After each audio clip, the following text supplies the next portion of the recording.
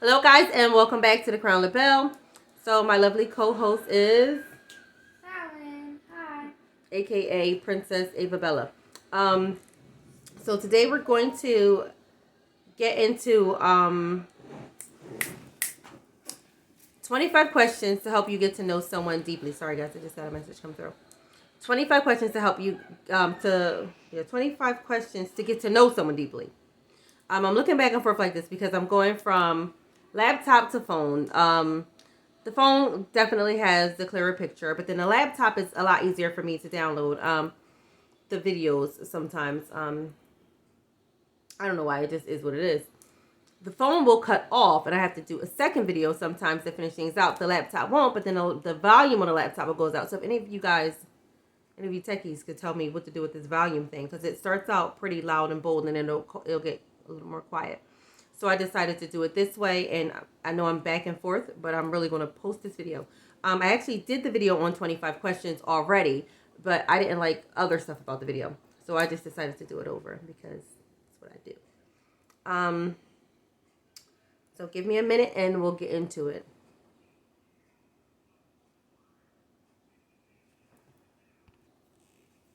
Phone's rolling, laptop's already rolling. All right, so hopefully these are the same 25 questions. I don't know, I didn't save the link or anything like that. I just roll as I go. Okay, I think it is. So, number one, and we're probably not going to get through all 25. We may or may not, but number one, what are you most proud of? My kids, of course. Um, Definitely most proud of my children. I feel like I did a pretty good job with them. Of course, I didn't get everything 100% right, but they don't come with a handbook. But I think for the most part, like, I think I did pretty good. I think I did pretty good. They're good kids. They're not out here, I've never had people walk my kids to my house. Um, I've never had that situation. Oh, you know what? Maybe one time I did. Telling stories. One time, I think the woman walked down to the house because the kids were at one of their friends' houses, and I think it was the friends was their neighbors, and the kids were outside on the friend's step, on their side of the step. They shared like the long step, so they weren't on her side of the step. But she was telling them that they needed to go home, which I knew they were down the street at the friend's house. They were all together, and they were saying, our friend just went in real quick. They had to go in and were coming back out or something like that. But it was something simple like that. Other than that, I've never had complaints. I've never had like those types of issues and things like that. I'm very proud of them. They've been good kids. They've been through some things, and they're overcomers. I'm proud of them. I'm proud of who they're becoming. Um, and as I've stated before, I'm pretty sure I stated before, um, the oldest three, like, they grew up with me. Like, my older children grew up with me. I was pretty young when I had them, and it wasn't easy, but, I made the sacrifices, and in the end, it was all worth it. Like, I wasn't out club hopping every weekend, going here, going there, doing this, doing that. It wasn't like, I don't care what you do as long as you're not in my house tearing it up. Like, nope, it was some stuff, and I had patched some walls and everything else. I had boys, and Deanna wasn't much different. So it was a little tough, but I'm proud of them. Good people, good kids. Um, what are you most ashamed of? So the thing I'm most ashamed of is honestly, I don't know what I'm most ashamed of now, but for a long time, the thing I was most ashamed of was when I was, how you're young and you want to spend the night at someone's house and stuff like that. You want to go to your friends or family or whatever. And you go away. So when I would go away sometimes, there was an older guy at the house, and he would, try to corner me at times, and would like try to rub on me and stuff like that, whatever. And I was a little girl. I was maybe, I don't know, I was pretty darn young though. Um, and I just remember like not liking the feeling, and it felt disgusting. And yeah, he would try to corner me when no one was around and do stuff like that. And after a while, I just, I got tired of it. Like, I'm here because I'm here with the person that I'm staying a night with. I'm not here for you to be a pervert and try to touch on and feel on and stuff like that. And he would tell me like I was his little girlfriend, or this is my big girlfriend, but you're my little girlfriend, or whatever. As if it was like it made it okay or something, or as if I guess he thought it would make it okay for me, and it didn't. So one day, I'm downstairs. I'm back over at this house. I'm downstairs, and I went to go make myself something to eat. And he came up behind me and started to rub my back and got lower and lower. And I said, "Look, you touch me again, I'm gonna tell my dad. He's gonna fuck you up." And it worked. Like, I knew people was scared of my dad, so that much I knew. People feared my dad. It worked, and it was just like, my dad's gonna get me out of this one. And to my surprise, he said, "Well, I'm gonna tell your dad that you're cursing." And I was like, "Well, which one of us is going to get in the most trouble?" And I'm thankful that I knew to say that, because it worked. It stopped. And as a younger person, as a kid, like, it solved my problem. It solved my problem. It stopped what I needed it to stop. The thing that I'm most ashamed about is that I didn't tell anyone to help the next kid that he may have tried to do this to. And at the time, I wasn't thinking that way. Like, at the time, as a kid myself, I'm not thinking protect the next kid. I'm thinking, wow, you stood up for yourself, and it stopped, and he backed down, and you won. It was a victory for me. So I think I was for years, I was most ashamed of not speaking up and telling someone. And I didn't think about like why I should tell someone, or until you get older and you realize the mindset of a pervert or pedophile, or you don't know those things as a kid. As a kid, you really do think this is only happening to you, and that they just do this to you and not to everybody. And as you get older, you may wonder if he ever tried something, or I wonder if you don't think that way as a kid or as a younger person. But sorry guys, sometimes I'm just like itching. I feel like I need to sneeze. Like, so I'm always like, sorry. But that's how I felt. I gotta unlock, and we're moving on to the next question.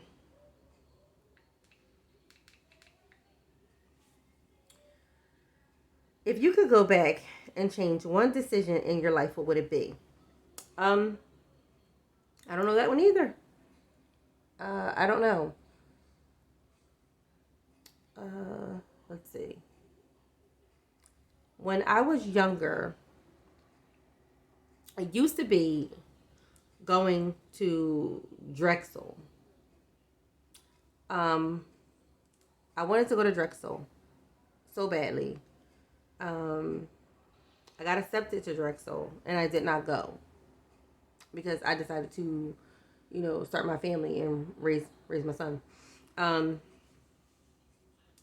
at times, that was the decision. Like, that was for a long time. That was the decision. Like, girl, took your butt to school, But then again, it's like I was able to raise my son, see my son, have my son, and I only had him for 19 years, and it was over.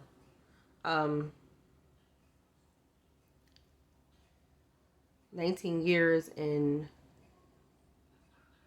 I don't know, maybe 42 days or something like that. And he was gone. If you watch or if you know me personally, then my son was murdered. So again, even before he was murdered, that changed like that. But that used to be one of the things that I would go back and like, if I could change, I probably would just take my butt to school. And I still went to school. Like, I still going to school. Classes I got to take soon. What else is there? There was something else. At times, so I remember the day that my son was stabbed, because he didn't die the day he was stabbed. He died the next day. And I was called and I was asked could I come into work. And I'm trying to think, I think I might have been off that day and was asked could I come in. And I was like, sure, I'll come in. And then I remembered that you have to have on. I had two jobs, so I worked in my office and I did retail. And in my office, I could wear sweatpants if I want, whatever. Or sometimes I could wear sneakers or whatever.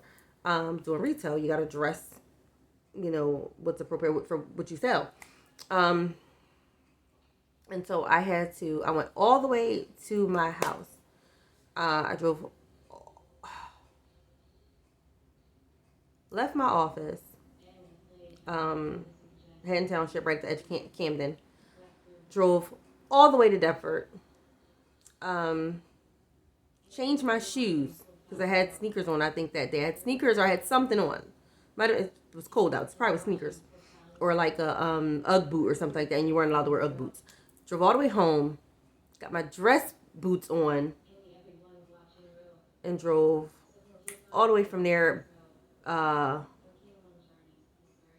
Back. Oh no, that's what it was. So I wasn't working. That I was working Bath and Body, but still, you gotta wear certain clothes Bath and Body. So I drove all the way back down to Cherry Hill to Bath and Body to go to work because that's where I was when I found out that he was sad. And so it was like I felt when I got home, like I felt a pulling, like I felt something. And it was just like, do I just call them and like, listen, guys, I know I said I was coming, but listen, I drive all the way home at this point. But I felt like, don't go in.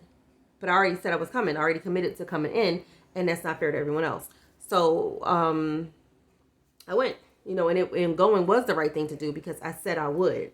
And when you say you're going to do something, you do it. It's the right thing to do. So I did. And part of me regretted that, but it was still like if it was a decision I can change, it was like that would probably have been one of the decisions. Like, actually, no, I can't come in, or actually, something like that. But it was just weird. I had a feeling, and I'm not surprised at the feeling because, there are bonds that you build with your children, or with people, and when that bond, you can feel when that bond is about to break, and it's happened twice. And I felt a pulling. I felt a sadness. I felt a major change about to happen. And I don't know if you guys have ever experienced that. Again, leave it in the comments. But I know I have twice on two separate occasions where I lost someone dear to me. I felt it. I felt it. I felt sadness. I felt hurt. I felt worry. So, right, moving on.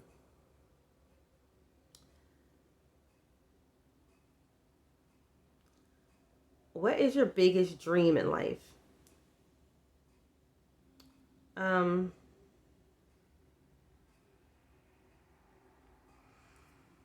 My biggest dream in life. Of course, it's the multi-million, almost $1 billion ticket. But no, I think my biggest dream in life,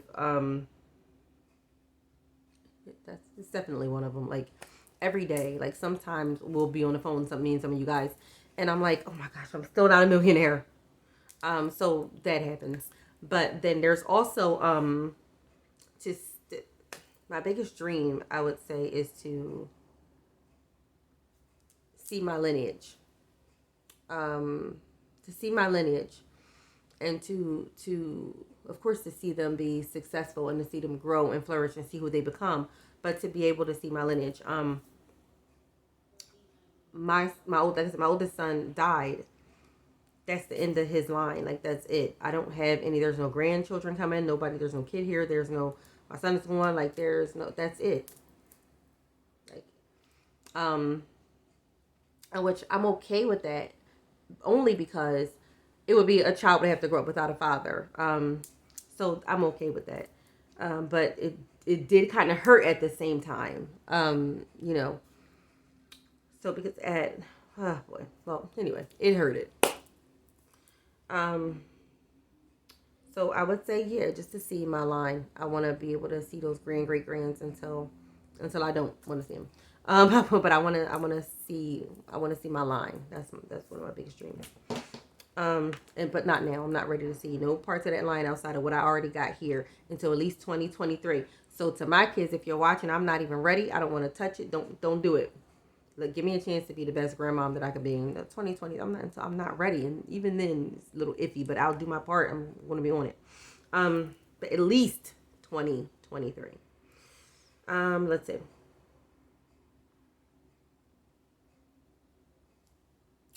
What difference would it make in your life if you felt completely safe, accepted, and loved? Um, I love this question. I love this question because I have I have felt those things, and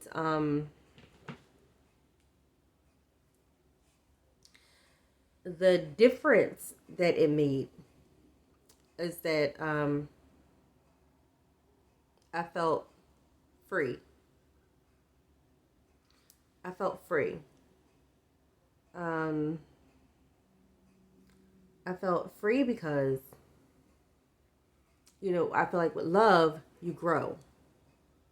It makes you grow, and it opens up your mind to new things, a new way of thinking sometimes, a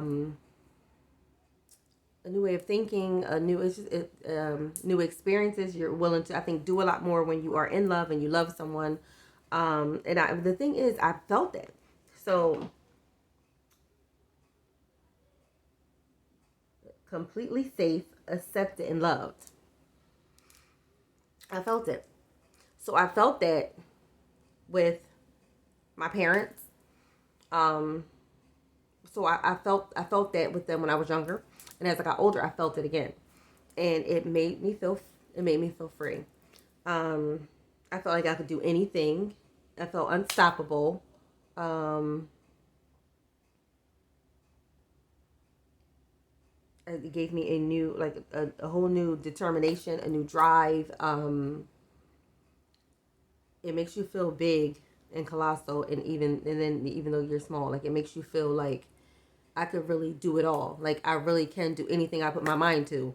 Um, it's that feeling is the feeling that dreams are made of.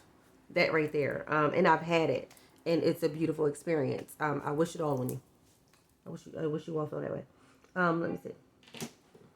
I wish it on all of you. There, that's what I mean. All right, let's see. Hmm.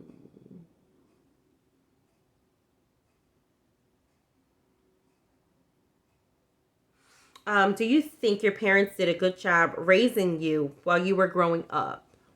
I sure do. Yes, I think my parents did a great job raising me um, growing up. And I'm not saying it because they're probably going to watch the video. Yes, I am. No, I'm not. I'm not saying it because they're going to watch the video. I'm saying it because it's the truth. I really do believe that they did a great job raising me. My dad was definitely strict. Everybody knows my dad. You know that. Um, my dad was strict. He fussed a lot. Um, but I get it. I get it and I understand it. I get the where are you going? What are you doing? You have to know these things because anything can happen.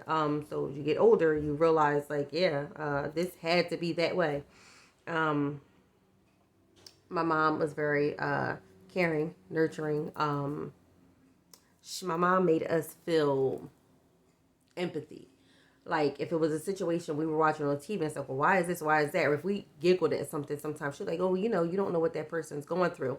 They could be going through this at home. They could be going through that at home. And she really did a good job of putting us in the next person's shoes, to make sure that we were mindful of people and situations, and we didn't just, we didn't just follow the crowd or think what everybody else thought, or just, we didn't just see what everyone else or most people may have seen and just took and ran with. She made us really think about things. Um, I think honestly, I think they did a great job with. I think they did a great job with all of us. Um, I can't speak for my siblings, but me looking at them, I think they did a great job. Um, so for mom and dad. Let's see. What's one thing that you wish people understood about you? Um,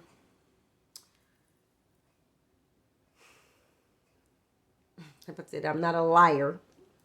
I'm very honest, but I'm not a liar. I'm very honest. I don't have time to sit back and tell you lies and tell you not. I don't care enough, one, but I just don't have the time to.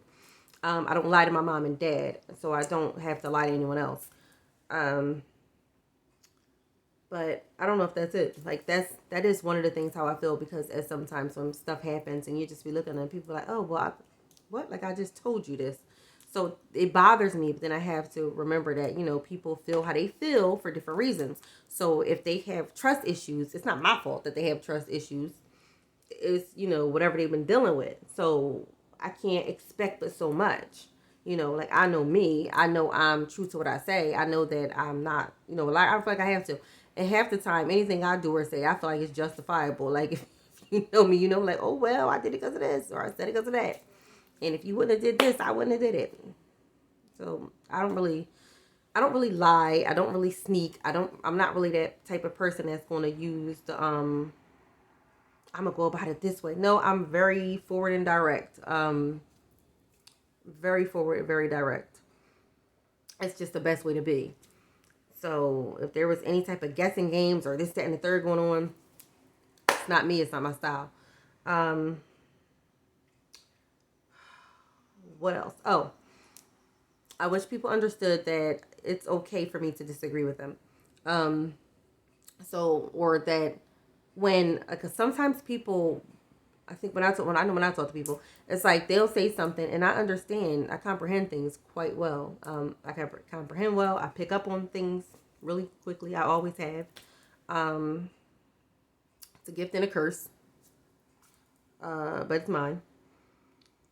People tend to say, no, you don't understand. What I'm saying is, no, I understood you. I disagree with you. And it's okay for me to do so. And that's the part that you have to understand. Like, it's not my fault or my problem if you don't realize that we don't have to think the same way all the time. I'm perfectly okay. I don't like yes men, so I'm okay with you disagreeing with me. I'm good with it. I'm okay with that. And then also that another thing is that I think people tend to think that they know what I'm going to say before I say it, or they think that they know my thought process better than me, and you don't. Like, you don't. But people think it. So it's like already when I may be talking to someone sometimes, like, oh yeah, well yeah, because like they'll tell me what I'm about to say, and I'm like, no, actually that's not what I was about to say. Actually, that's not where I was coming from. So I think that right there, like, I think that maybe what I wish people understood better is to understand that I don't come for people. I don't have a reason to. I don't care enough to come for somebody. But if I have to, it means you really had to do some big stuff, because there's been big things that happened in my life and I'm calm through them. And for people who know me, you've seen it. Like, I'm calm through it. I think about it. I process it, and then I respond accordingly. It's just what I do. And I do it for a reason, because if I turn that off, it's a problem. So I think but that's it on that. What is your biggest flaw? I don't know. My biggest flaw, I don't want to say I'm too trusting, because it's not that I don't think I'm too trusting, because I'm not. I'm not trusting. I'm not really naive. I may let people get away with too much, because it's not that I don't know the situations, or I don't know what's going on in situations. That's not the case at all. It's just that I may let stuff play out longer than it has to before I actually, like, I mean, I don't know, because sometimes I might drop a hint that, hey, listen, like, it's okay if blah blah blah, and the person wants to keep it going. So it's like, all right, I tried. And then again, I might drop another hint, or another doorway, or leave the door open so you to come on out or come on in and say what you need to say or do what you need to do. And then people don't. So, and then after a while, it's just like I start to look at you differently. And so maybe that might be the flaw. Like, I let it go on too long. Like, all right, look, I tried. So I'm not too trusting. I'm maybe too forgiving or too understanding at times. I don't know. But then again, I don't know if that's a bad thing, because again, people you know, people react and act how they do for different reasons. You don't know everything everybody's been through. So that part. Um, Physical flaws. There's actually quite a few. Um, I don't know. Those of you that know me, if you know what they are, hey, if you know what they are, leave them in the comments. I don't know. There's a couple physical things that are off that I wouldn't just throw away, but I don't care. If you know it, if you noticed it, but they're there. At least three of them. At least three. Um, what event in your life has shaped you most as a person, and how did it do so? Motherhood. I think motherhood has shaped me the most as a person.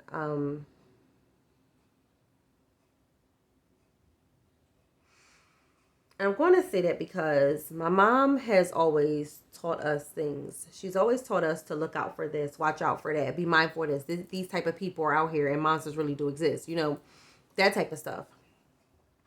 And she taught us, and I believed it. Um, but when I had Xavier, not even when I had him, when I found out I was carrying him, everything changed.